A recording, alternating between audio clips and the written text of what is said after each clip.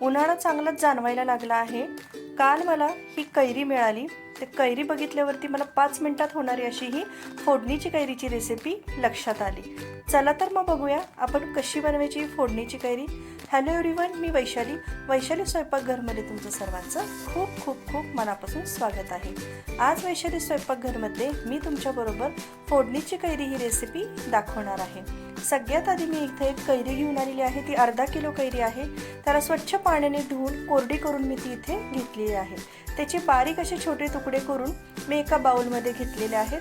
त्यामध्ये हळद आणि लाल तिखट आणि मीठ असं व्यवस्थित मिक्स करून त्यामध्ये मी घालून घेतलेलं आहे। आता आपल्याला याची फोडणी करायची आहे। अर्धा किलो जी कैरी आहे त्यासाठी मी इथे अर्धी वाटी तेल वापरलेलं आहे। त्या तेलामध्ये व्यवस्थित कडकडीत गरम करून घ्यायचे आणि त्यामध्ये मोहरी आणि हिंग एवढीच आपल्याला फोडणी घालायची आहे।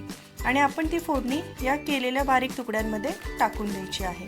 तुम्ही बघू शकता आपली फोडणीची कैरी अगदी 5 मिनिटात तयार झालेली आहे। सर्वांनी ही रेसिपी नक्की ट्राय करून बघा। ही कैरी फ्रीजमध्ये तुम्ही ठेवली तर अशीच मस्त कुरकुरीत आणि मस्त अशी राहते। तुम्ही सर्वांनी ही रेसिपी नक्की ट्राय करून बघा।